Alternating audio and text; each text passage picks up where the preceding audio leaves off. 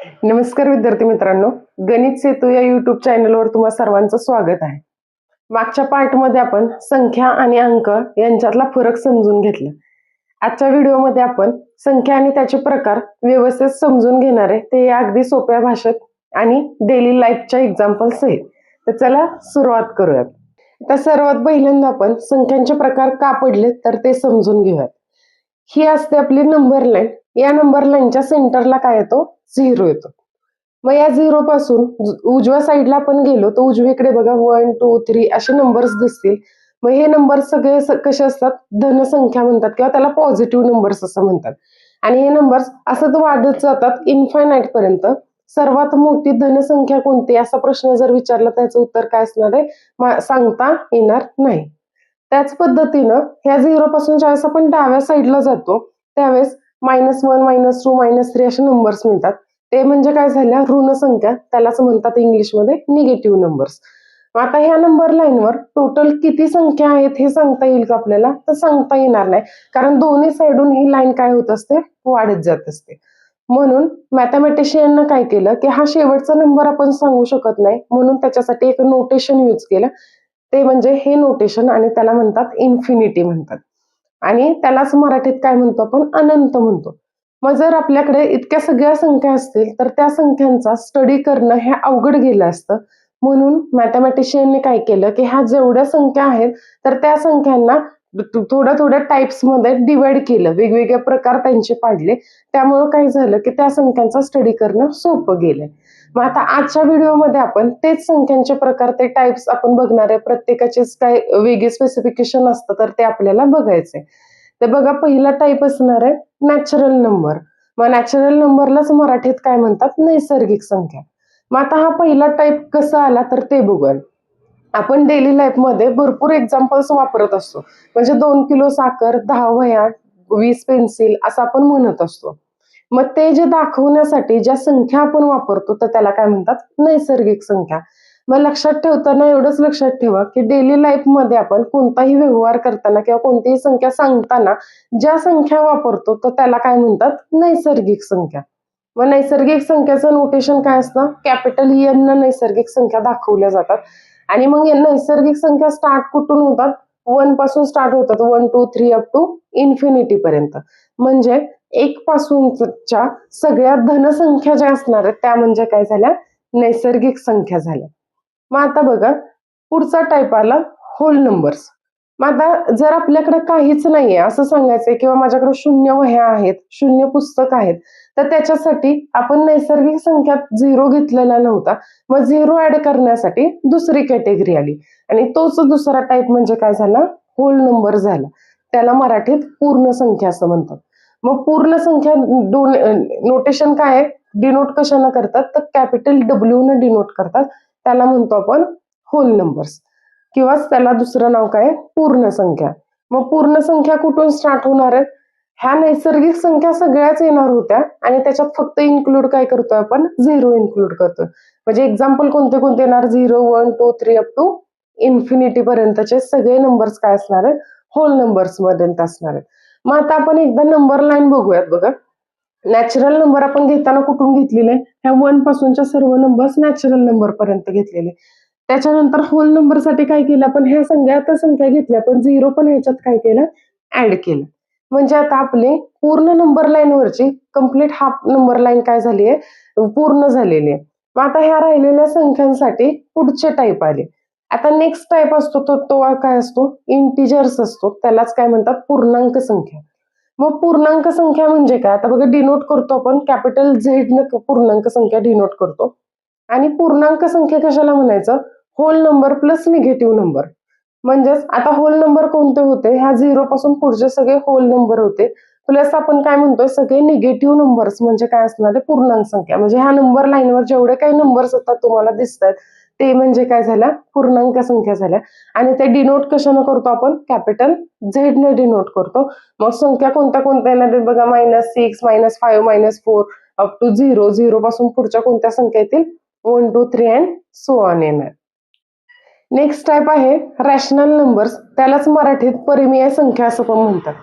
मग परिमेय संख्या आपण कुठे वापरत असतो? बघा, एक पिझ्झा असेल आणि त्या पिझ्झाचे 4 पार्ट्स असतील, मग त्या 4 भागातला एक भाग तुम्हाला मिळालेला असेल, मग टोटल भाग किती होते? 4 भाग होते आणि 4 पैकी तुम्हाला किती मिळाला? 1 मिळाला. म्हणजे पूर्ण पिझ्झातला तुमच्याकडे किती हिस्सा आला? 1/4 हिस्सा आला. अशा ठिकाणी आपण काय करतो? परिमेय संख्या वापरतो. मग परिमेय संख्या म्हणजे काय? की ज्या संख्या P/Q च्या फॉर्म मध्ये असतात, म्हणजे अंश आणि छेदाच्या रूपात असतील, P/Q असं जर आपण लिहित असेल, P म्हणजे काय असणार आहे? अंश असणार आहे आणि Q म्हणजे काय असतो? छेद असतो. मग आता P/Q असं जर आपण एखादी संख्या लिहू शकत असेल तर ती कशी असणार आहे? परिमेय संख्या असणार आहे. फक्त इथे एक कंडिशन काय असते? हा Q कधीच 0 नसला पाहिजे. Q is not equal to 0. Q ची किंमत 0 नसली पाहिजे, तर त्याला काय म्हणतो आपण? परिमेय संख्या म्हणतो. मग या परिमेय संख्या डिनोट कशाने केल्या जातात? तर कॅपिटल Q न आपण परिमेय संख्या डिनोट करत असतो. मग एक्झाम्पल्स आहेत बघा, 2/3, 1/4, 3/7 हे सगळे एक्झाम्पल्स कशाचे झाले? परिमेय संख्यांचे झाले. शॉर्ट मध्ये फक्त लक्षात काय ठेवणार? अंश आणि छेदाच्या रूपात जर एखादी संख्या दिलेली असेल तर त्या संख्येला काय म्हणतात? रॅशनल नंबर म्हणतात. मराठीत त्यालाच परिमेय संख्या असं म्हणतात. नेक्स्ट टाइप आहे इरॅशनल नंबर्स, त्यालाच म्हणतात अपरिमेय संख्या. म्हणजे मॅथमॅटिशियन होते तर त्यांच्या एक गोष्ट लक्षात आली की √2, √3, √7 म्हणजे रूट मधले जे नंबर्स आहेत तर ते नंबर्स आपण कुठंच डिनोट केले नव्हते. मग त्याच्यासाठी नेक्स्ट टाइप आला आणि तो टाइप म्हणजे काय आला? इरॅशनल नंबर्स आला. मग इरॅशनल नंबर्स म्हणजे काय? की अशा संख्या की ज्या आपण P/Q च्या फॉर्म मध्ये लिहू शकत नाही. किंवा दुसरी गोष्ट काय असणार आहे की ज्यावेळेस आपण डिवाइड करतो एखादा नंबर त्यावेळेस त्यांचे डेसिमल्स थांबत नाही. फॉर एक्झाम्पल बघा, पायची व्हॅल्यू म्हणजे 22/7. पायची व्हॅल्यू किती असते? 22/7 असते. मग हे जर आपण डिवाइड केलं बघा, 7 एके 7, 7 त्रिक 21, राहिले किती? 1. परत पॉइंट दिला, इथं पॉइंट आला, 7 एके 7, परत राहिले 3, 7 चोक 28, परत 2 राहिले, 7 2 14. म्हणजे ह्या व्हॅल्यू काय होणार आहे?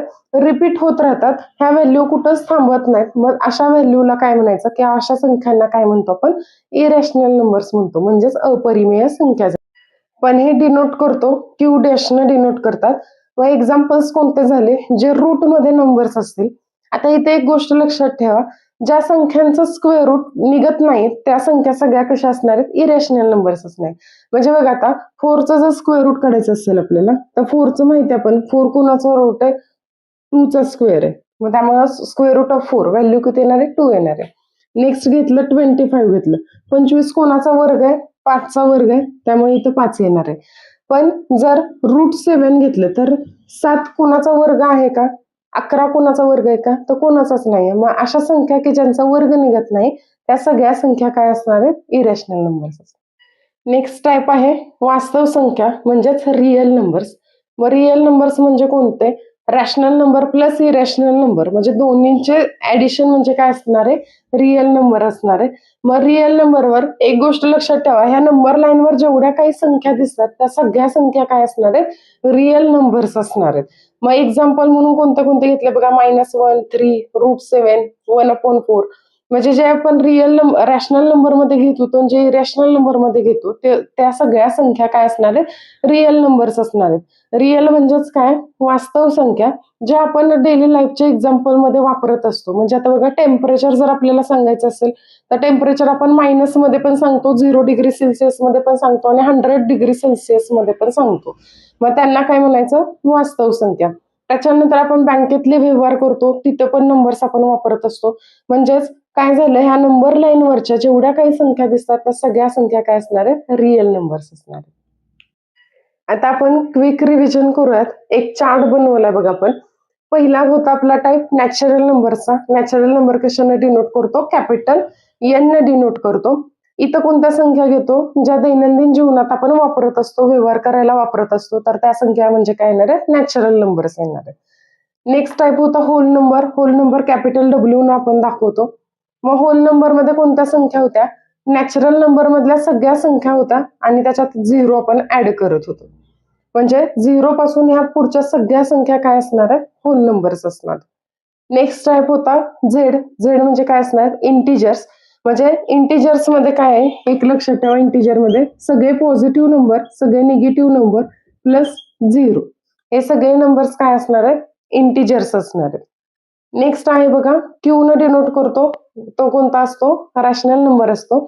मग रॅशनल साठी ट्रिक काय लक्षात ठेवलेली आपण, पी अपॉन क्यू, म्हणजे अंश आणि छेदाच्या फॉर्म मध्ये जर संख्या असते तर त्या कशा असणार आहेत, रॅशनल नंबर असणार आहेत. इथं फक्त एक कंडिशन असते, कोणते, Q is not equal to 0 पाहिजे, क्यू 0 नसला पाहिजे. नेक्स्ट टाइप आहे इरॅशनल नंबर्स. इरॅशनल नंबर म्हणजे काय, की जे नंबर आपण पी अपॉन क्यूच्या फॉर्म मध्ये लिहू शकत नाही किंवा ज्याचं स्क्वेअर रूट आपण काढू शकत नाही, ज्या नंबरचं डेसिमल हे थांबत नाही, म्हणजे ते कंटिन्युअली रिपीटेड होत असतं, मग त्याला आपण काय म्हणतो, इरॅशनल नंबर. आणि ते डिनोट कशाला केलं जातं, क्यू डॅशने डिनोट करतं. आणि लास्ट होता रिअल नंबर्स. रिअल नंबर हे आर ने डिनोट करतो. मग रिअल नंबर म्हणजे कोणते होते, या नंबर लाईन वरचे जेवढ्या काही संख्या दिसतात त्या सगळ्या काय असणार आहेत, रिअल नंबर्स. आणि रिअल नंबर म्हणजे काय, रॅशनल आणि इरेशनल मिळून जेवढ्या काही संख्या आहेत त्या संख्यांना आपण काय म्हणतो, रिअल नंबर म्हणतो. हा चार्ट व्यवस्थित लक्षात ठेवा आणि नोटबुक मध्ये नोट डाऊन करून घ्या. आता आपण परीक्षेत या टॉपिक वरचे प्रश्न कसे विचारले जातात तर ते बघूया. पहिला प्रश्न आहे, खालीलपैकी नैसर्गिक संख्या कोणती. मग नैसर्गिक मध्ये आपण काय लक्षात ठेवतो, की आपण जे डेली लाईफच्या एक्झाम्पल मध्ये आपण वापरत असतो किंवा एखादा व्यवहार करताना आपण संख्या ज्या वापरतो आणि ज्या पॉझिटिव्ह नंबर्स असतील त्याला आपण नैसर्गिक संख्या म्हणतो. मग आता पहिला ऑप्शन बघा, 0. 0 हे आन्सर येणार नाही, कारण 0 काय होतो, होल नंबर मध्ये येतो, त्यामुळे ऑप्शन 1 असणार नाही. नेक्स्ट आहे -5. हा काय झाला, निगेटिव्ह नंबर झाला आणि नैसर्गिक संख्या म्हणजे काय असतात, सगळ्या धन संख्या असतात. आता लास्ट ऑप्शन बघा, 1/4 आहे, म्हणजे हा काय झाला, पीछेद क्यूच्या फॉर्म मध्ये झालेला आहे, त्याच्यामुळे हा पण येणार नाही. हा कसला नंबर असेल, रॅशनल नंबर असेल, त्यामुळे उत्तर काय असणार या प्रश्नाचं, ऑप्शन नंबर सी, आन्सर येणार आहे 7. पुढचा प्रश्न आहे, खालीलपैकी होल नंबर कोणता.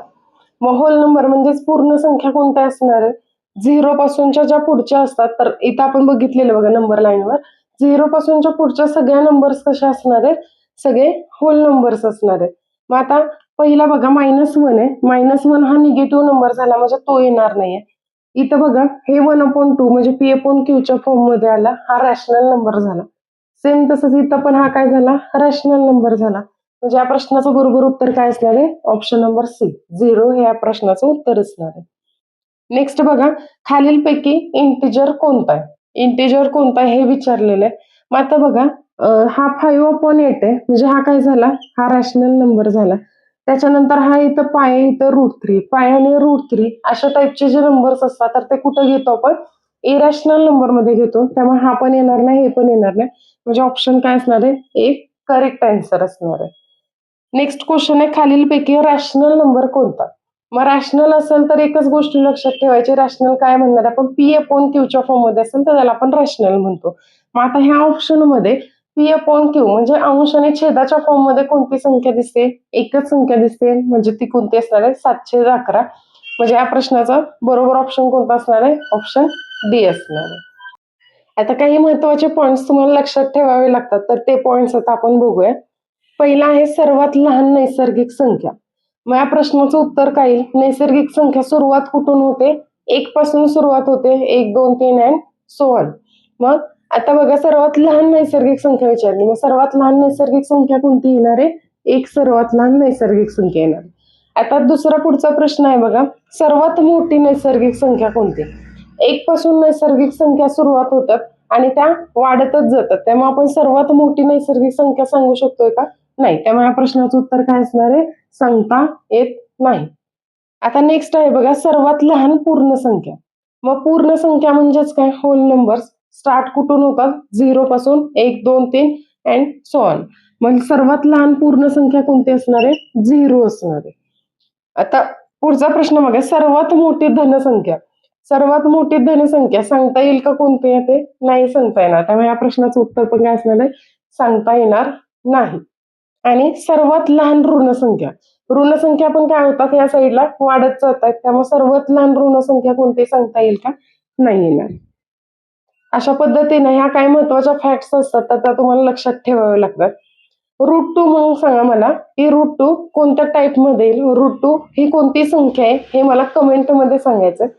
आजच्या व्हिडिओमध्ये आपण संख्या आणि त्यांचे प्रकार पाहिलेले. नेक्स्ट व्हिडिओमध्ये आपण नंबर सिस्टीम या टॉपिकवरचे ऍक्च्युअल एक्झाम्पल्स बघणार आहे, जे एक्झाम मध्ये रिपीटेडली विचारले जातात.